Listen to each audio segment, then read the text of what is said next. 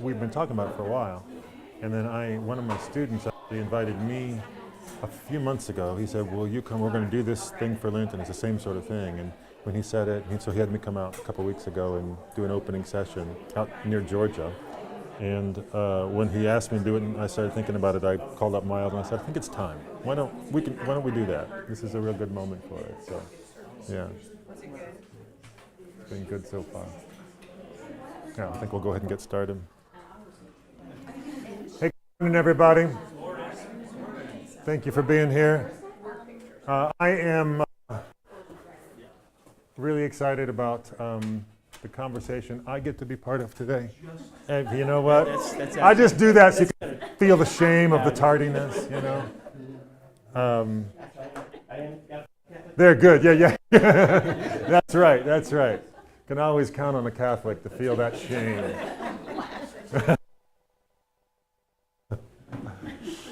As many of you know, we are doing a series of sessions through Lent that we're calling Faithful Living, Faithful Dying, and really considering the ways in which a Christian understanding of death can track back and give us some information about what kind of life we want to live, can help us, can be part of our not just a sort of a big scary thing that we avoid that comes at the end, but a reality that maybe we even live with and that gets to form us spiritually in some ways. So last week I did kind of a framing about some of the ways that some of the strangest passages in the Bible, the way that it might have might shape the ways that we think theologically about living and dying. Today, I'm going to have a conversation here with a friend of Cheryl's, Linda Galloway, who is a hospice nurse. I'm really excited about the way that she's going to talk about her life in this work. So let's begin with prayer. And then we'll jump into a conversation. And then after questions, I'm going to give you a chance to ask a few of yours. And James is going to be running Mike as soon as we get the mic here. I think Jason has it. What's that? I think Jason has it. Jay will bring it when he's ready. He's probably playing with batteries or something smart like that. But you'll get a chance to offer some thoughts and some questions also. So we'll look with you.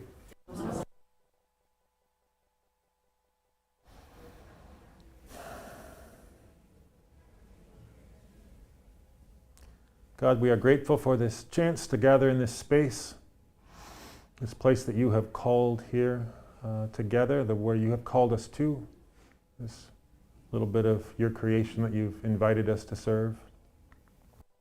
Thank you for a place where we can seek to know you more deeply.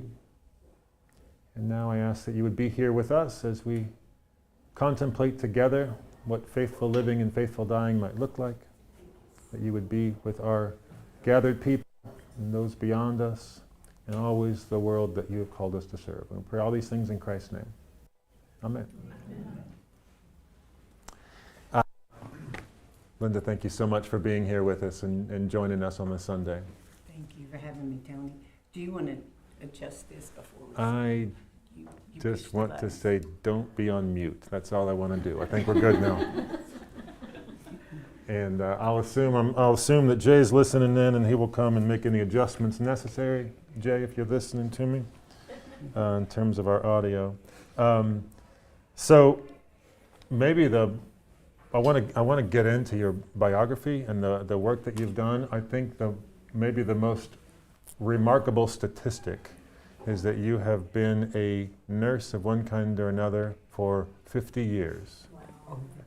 Over 50 years. Buster started when she was 4. Yeah, thank you.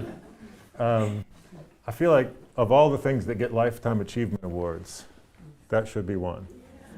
In a world that is so in need of just care and connection, you've been doing it for a long time. So just thank you. Thank you. Thank you for that work.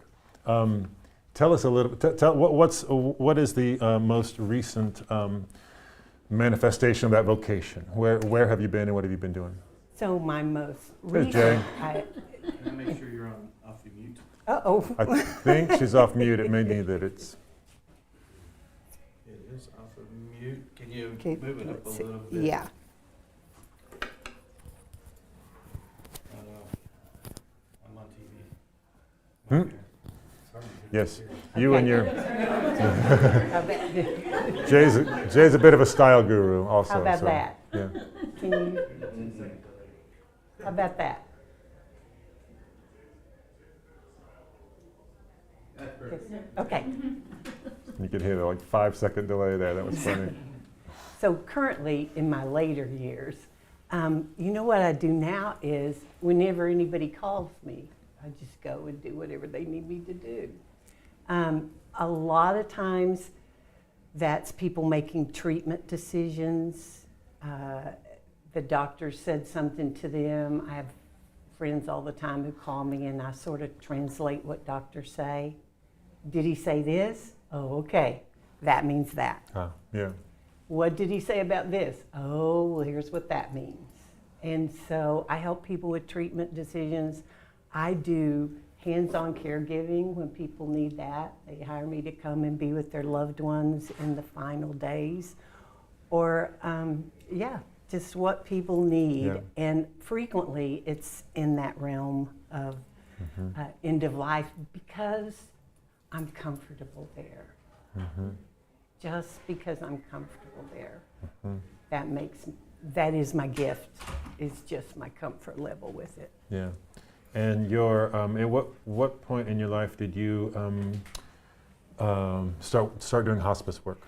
Well, Tony, you asked a question of what sort of inspired me Yeah. or led me there. Yeah. Can I tell a little brief Please, story? yeah, tell it. So when I was young nurse, I was actually still in nursing school, working my way through. And I lived in Fort Worth. My grandmother, we came from a small community called Hyco. And this was before HIPAA. So they published, everybody who went to the hospital was published in the Ferry Community News and the Hyco News. So my Wow. granny would just dispatch me all Wow. over Fort Worth. You know, if anybody was in the hospital, it was my job to go see them. And so I did. And actually, I had a second cousin who'd been in the hospital in Fort Worth many times because of cancer. And then she came, and it was going to be her last time. The cancer was back. She was going to die. And Granny sent me to see Sybil. And I really had a hard time. I got a parking place, and I couldn't make myself go up there. So I went and spent all my lunch money for the week on one skinny rose, and then I had something to carry, and I went back. And when I went in, the room was full of flowers. And I put my little rose on the shelf, and we were having a nice visit.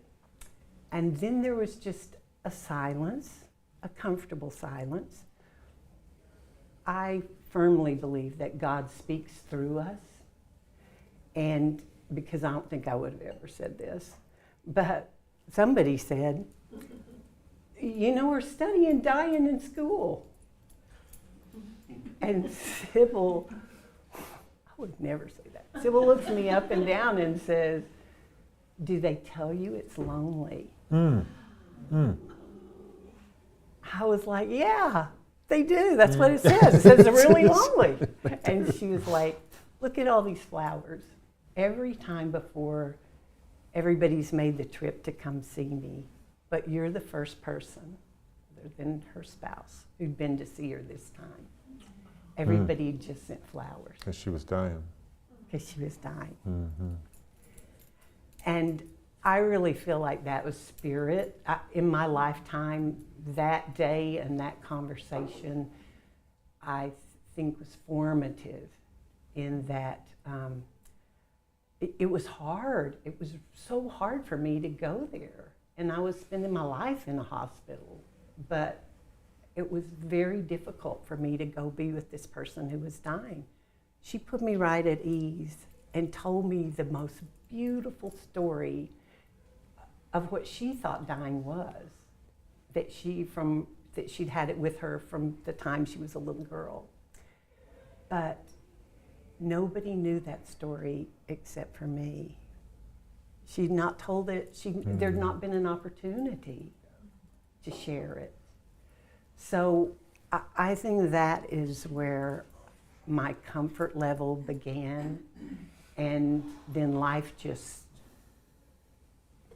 put me over in that lane repeatedly, you know?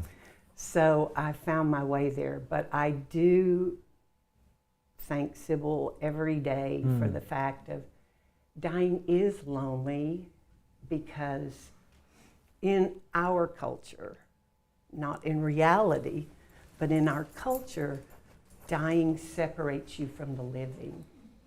We do that. You're living, you're dying. That's not really fair. Because right before they told you were dying, you were living. Yeah. And you're gonna live until you die. So, and dying is a verb. At this point in time, my passion for dying has always just been for people to admit that it happens. It's like a dirty secret we have that people die, but they die, and dying can be the most beautiful time. I believe, it's just another developmental step. We learn to walk, we learn to talk, we learn a career or a profession, we learn how to parent, how to grandparent, how to age gracefully, hopefully, and then we need to learn how to die, because dying is important. Wow. What, you said that a big developmental moment is just admitting the dirty secret. Yeah. What have you noticed that it does to people when they can just say, "Oh, I'm going to die"? To the person, it sets off a little internal hurricane, I think. Sure. But what's also interesting is what it does to all the people around the person. It consistently, in my experience, puts everybody into a tiz. And usually people have been going through this disease process with their loved one.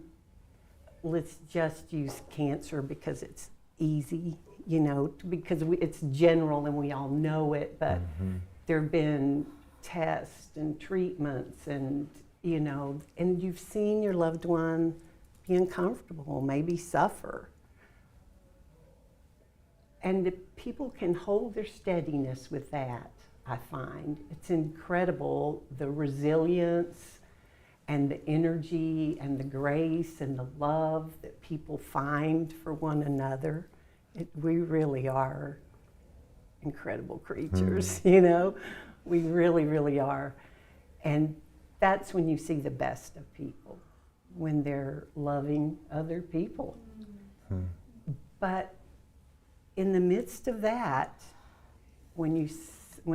usually when the doctor says, "You're dying, I can't do anything else for you," it sets up an upheaval. And again, you'll hear me say over and over, I apologize for this if anybody really wants to take up for our culture about dying, but we as a culture, we're just not taught to deal with it. You know, as dying moved out of the homes, people were separate from it, and so many people know so little about dying, and then a lot of people know things that aren't true. And so the myths and the untruths and the fear get all mixed together. And I think that's like 90% of the discomfort of dying is fear, no education about it, and no experience with it, And then yet understanding it's really important what we're about to do. This is important. I think we all know that, but we feel unprepared. Yeah. You told us a little bit about the Sybil with your cousin. I wonder if there are other moments that you've had where maybe it was laughter or something surprising, sort of joyful, something that maybe we wouldn't expect in a room where somebody was dying, that you got to be in a space where something of that nature happened. Well, there's lots of laughter. Let me just say, if you're a family or a person that likes to laugh and you've always been laughing, there's gonna be plenty more laughter. There's a lot of stuff that happens that can get your giggles going, you know. But, to that end, I would say when I used to be director of admissions at Hospice Austin, and a doctor had sent me out, and he specifically asked if I would go, because usually I could help people understand what was going on. With this lady and her husband, no, she strong-armed me like about 3 times, and then finally she called me. And so I knew on the day she called me, that was the last day. People she needed me or she wouldn't be calling me. So when I went and did all the paperwork that you have to do and took care of everything, he was admitted and discharged on the same day, but I was there with them all day long. And when I left, this lady was crying so hard and said, nobody told me that you would laugh with us. I just thought hospice was all doom and gloom, sure. and I wanted to keep him happy. And that's why I wouldn't ever let you be here. And we've been laughing a lot because, you know, it was kind of that Three Stooges laugh, whoop, whoop, whoop, whoop, you know, whoop, whoop. So we were gaining and regaining our balance throughout the day. And she just was heartbroken because her concept was there would be no joy there. Joy is over when you call hospice. You call hospice, you're dying, that's the end, no more fun for you. You're out, done. You got your time limit, okay. You've had all the fun you're gonna have, that's it. No, there's so much. Actually, you get kind of spoiled when you work with people who are dying because consistently you are with people who are being very real. Oh, yeah. That is the gift. That's one of the hugest gifts. People, when that hurricane hits inside of you, that hurricane kind of sifts the wheat from the chaff really quick. And people have an understanding of what's important and what's not. And they're blissfully not afraid to be themselves. You know, maybe for the first time ever. Wow. You said you said earlier to me in an email that you believe our spirituality is magnified, both the person who's dying and the people around them. Is that connected to that authenticity? Yes, I think so. I think, and spirituality in dying. Yeah, talk to us about that. Is exactly like spirituality in living. I mean, I don't really think it's any different. I don't, because I thought about that and thought, you know, it sometimes comes to the forefront right away, but people who are deeply spiritual, well, we all carry our spirituality in our own ways. I personally, and probably this comes from being a hospice nurse, I carry a lot of mine in my breath. Sometimes I ask for every breath to be a prayer, and then when you remember your breathing, you remember your praying. Yeah. Oh, and I consistently learned in hospice, and it still stays with me today. I pray always for whatever words come out of my mouth to be guided words, or Yeah. to be to speak, to be the hands of God, the voice of God, the eyes of God. That's, to me, that's spirituality, and how you move in the world. And the best radar I think we have of our spirituality is our connection to other people, because you're the mirror of God, you're the face of God. So, how can I love God if I can't love people? Yeah. And I do think that the end of life brings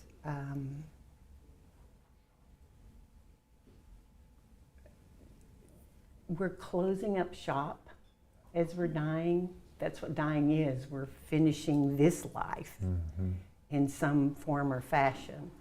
And I do think that is a deeper level of spirituality. Yeah. And when I say I think the spirituality gets magnified, it naturally, when we think of what is next, if we're finishing this life, then we brings you to think about the next life, which is not also much more to reflect on except what's coming next. What's coming next. And I think that is where the spirituality at the end of life, it becomes a focus. And makes sense. Interestingly enough, in my experience, it's not a religion, because in hospice, every different religion is served and should be served to respect their religion and their culture. But I have attended so many people who had no religion but were deep teachers to me about God's love and spirituality. So when I admit people to hospice, I always tell them, when you sign up for hospice, you sign up to be a teacher. And you're going to teach all of us about dying. Because people are watching you when you're dying.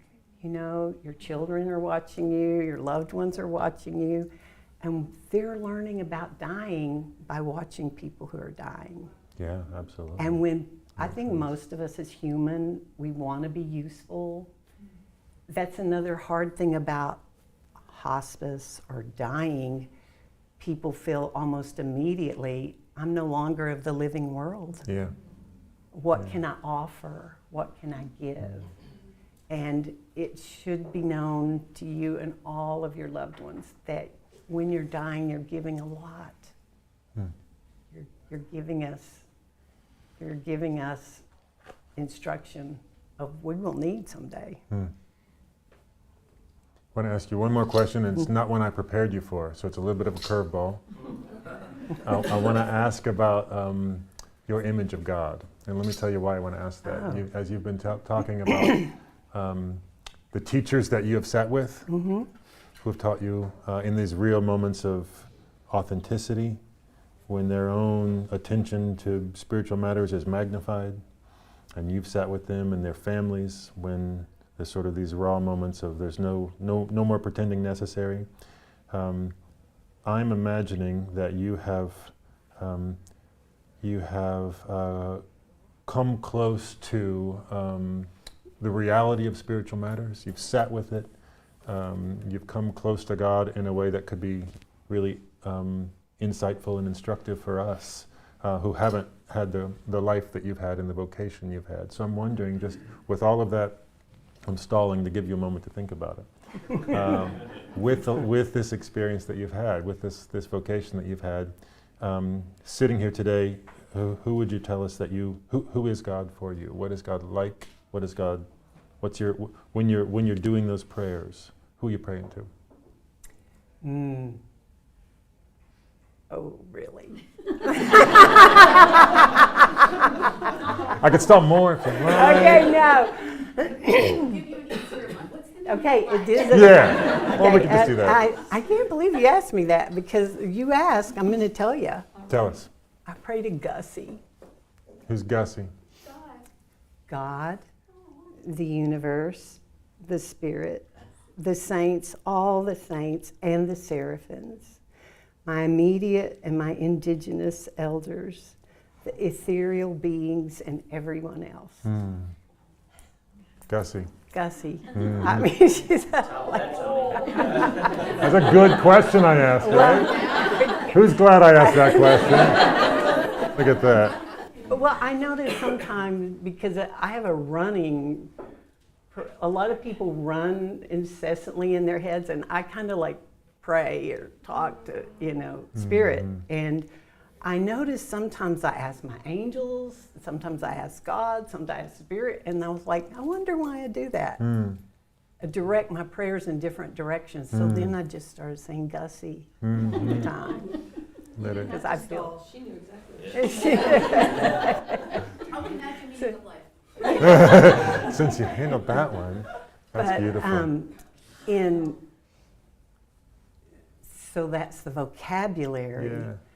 But when I see God or when I feel God the most is nature or babies or faces. Are you familiar with the Chris Williams song, You Are the Face? I think it's Chris. You Are the Face of God? No, it's not Chris Williams. Maybe Karen Drucker. But there's a song that just repeats over and over. You are the face of God. I hold you in my heart. You are a part of me. You are my family. And really and truly, it's such an honor, such a humbling honor that I've been able to spend my life using my gifts. I used to say I would have rather had singing and dancing, but now at this point in time, I'm really like, I'm glad I got to do what I was made to do, So am I. Let's open it up. Who has? James is going to run mic for us. Yeah. We'll just try to I'll keep an eye out and try to get to everyone. First of all, thank you very much. And not only literally your voice in your presentation, but your imagery is really spoken. The hurricane, the different things. And probably a lot of us had people die who have been in their 80s and 90s, and in our family, some in their 50s and 60s. And I just wondered, I'm guessing you've had experience with both, and if you see differences or just what's your experience been with those who might were a little early maybe compared to what I'm like. That's a really great question. Interestingly, I don't think age necessarily makes somebody more ready to die. And this is a technical, physical sort of thing about dying. When I started in hospice, we didn't take care of old people because they didn't have the right diagnosis to fit onto hospice. And so it was all young people, 30s, 40s, 50s, pediatric, and rarely an elder who had a cancer diagnosis, but dementia, failure to, all those diagnoses hadn't been allowed into hospice yet. You were also a neonatal. I was an nurse, weren't you? ICU nurse, and even in ICU, I wound up with a program with fetal demise. So life always just shoved me in that lane, But when I started working with elders, advanced elders, somebody who was 98 years old, I'm thinking, dying can be tedious because it's work. It's real work. So it may take a day, may take a week, may take a month. We never know about that. That person's just doing their process. It's all okay, but sometimes it takes a while. So when I started with advanced elders, I thought, well, this is 99, snap like a twig. You're going to be out here in a minute. No. Physically, it takes much longer sometimes. And I think that is because they have more of a life to fold up and close up. They have a bigger store to pack up. So Wow. but I learned early on through my NICU work that most people's, when you ask people, what do you know for sure about dying? What do you know absolutely about dying? If they tell you 3 things, they're going to tell you something that their parents told them about their grandparents' death, or a death they witnessed, or maybe a great-grandparent's death. But there are myths in families that this is what happens when you die. And so that's what really made me think, when you're dying, people think, because of our culture and our bad vocabulary about it, they think you've lost the battle. No, you've achieved yourself. You've finished this life, and your grandchildren may know about death from the way you died. That makes dying a lot more important, doesn't It it? sure does. And something they're going to live with. Like, that's going to be Yes. part of how death shapes the life of that generation. Yes, it's important. Can I ask just a follow-up to that?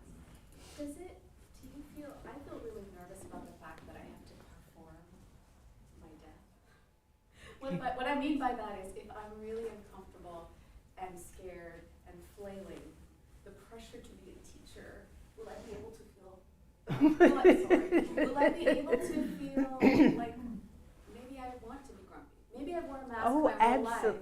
but like now I feel like I've earned being grumpy Yes. or mean. I or think something. that is one thing that happens when people die that people don't realize. I mean, it's just a normal part of dying, but we don't have the education. People naturally lose interest in what's going on here. And they start to focus on a different thing, a different place. Things like football. Don't you want to watch that football game? No. Like, you haven't missed a UT game in your whole life since you were 16 years old. There's a UT game. I don't want to watch it. Everybody's just like dumbfounded. Like, well, they're just, they're not into that anymore. That's true in Texas. Yeah. Just checking. Yeah, it happens. Even A&M, UT, they really don't care anymore because they understand this one's finished, I'm going to something else. But to speak to that, when you sign up to be a teacher, your grumpinesses are lessened too. I wondered if I would just try so hard to be a good teacher. But It's what's like being a repressing. teacher? I think being a teacher is being authentic, so. I like that. Warn your family ahead of time. Yeah. But I'm going to be Better not grumpy. get dark. You might have already addressed it, but you mentioned there are some myths and misconceptions about dying. Are there any like 1 or 2 that you would like to highlight and just like put to rest? Oh, I would. That's a great question. Thanks for that message. May I? Yes, go for it. Do not drown. You do not drown. You do not drown. It makes me crazy. So many people believe that noise called the death rattle that we know about, that's drowning. That's such a common belief. And it's just not true. You know what's making that noise that sounds like drowning because it's very, very wet? It may be one tiny little drop of secretions that have landed just on the vocal cords. Yeah.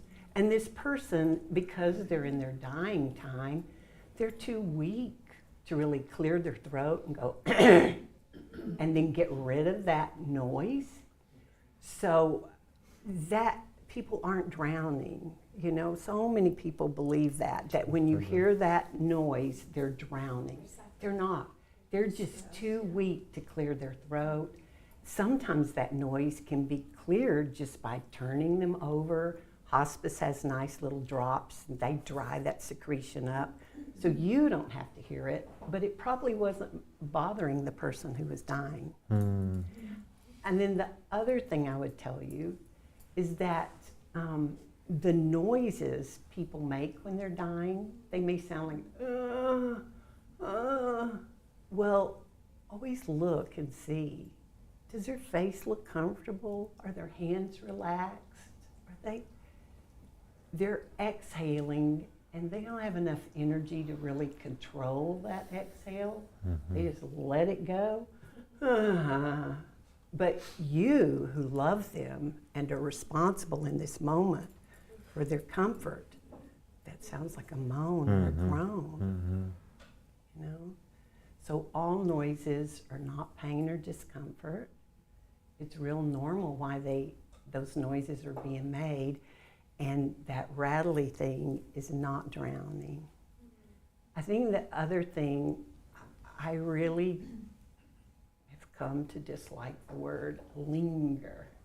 I don't like that word anymore. Linger. They're lingering. Oh, they're just lingering. They're just lingering. Come on. This is important. They get as much time as they want. Yeah. You know? However many days it takes for that person to be there not talking to us. So we think, what are they doing? Come on, chop, chop. You know, we're Oriented. goal-oriented Yep. around here, and you're dying, so get on with it. Get on you with know, it. like, now what? You've been And dying. maybe they're kind of grumpy and mean. Yeah, they're grumpy.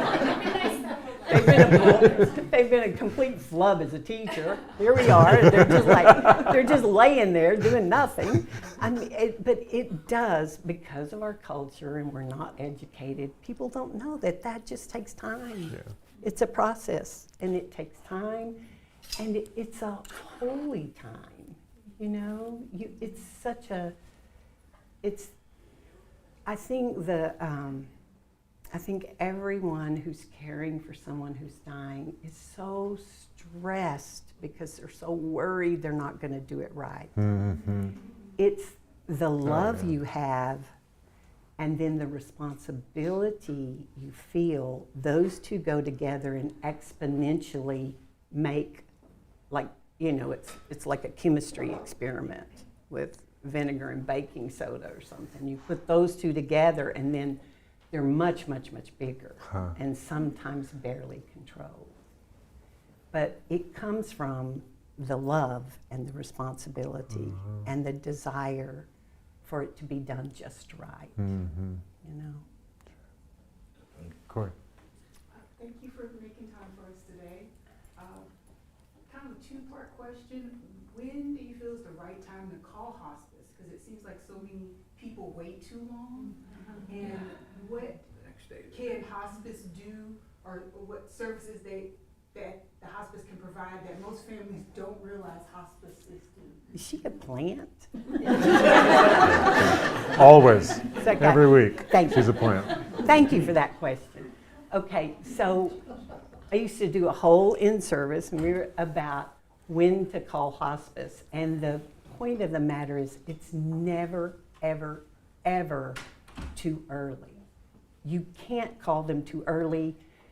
You can call them on a little bit too late sometimes, but never too early, because if at that time you don't qualify for hospice, they will still be able to talk to you, explain what hospice is, and tell you what changes need to take place before you would be qualified for hospice. So, and I will tell you from experience, it's much easier to hear about hospice when your back isn't against the wall. Yeah. When the doctor says, Sure. there's nothing else I can do, you've got to talk to hospice. It's like, that's a hard place to come into. Yeah. But if you're like, okay, they say that there's no treatment for this, or I had an aunt who was in her 90s and she got lung cancer and they offered her chemo and she said, "Are you nuts? Are you nuts?" And they were like, "Well, no, ma'am, this can be cured." And she goes, "I'm 90. Something's going to kill me. I'm going to take this." So making the treatment options, it's good to think about hospice early on. So there's never, to get information from hospice, if anyone has a life-limiting disease and you want information, I can promise you hospice would be happy to talk to you before you actually qualify, to help you know when you would qualify, And then what hospice provides, so many times. Our healthcare system is kind of like our culture, We have work to do. But so many times people have said to me after I got them on hospice, why can't we have this for like all of our healthcare system? Well, we got one little corner. And that corner, by the way, is being eroded and eroded and eroded. So when Congress put into action for Medicare to be covered, for hospice to be covered by Medicare and insurance, before that it was all just volunteer. They allotted that you should have a prognosis that's 6 months or less. And then there's going to be a team of people. On every hospice team, there is an RN, there's a social worker, and there is a chaplain. And there should be volunteers if you need them for things. And then there may or may not be a home health aide if you need that person to help you with personal care. And then that team works literally as a team. What a lot of people don't know about hospice is they think, well, hospice is coming, so they come to help you manage the care. The caregiver or the family is still in charge of the day-to-day care, which is it's a lot. I mean, in addition to being a hospice nurse, I've been a primary caregiver before. So I can tell you, if anybody's done that and you think maybe it was hard and you didn't do such a great job, you probably did do a fabulous job. It just never seems like you are when you're doing it.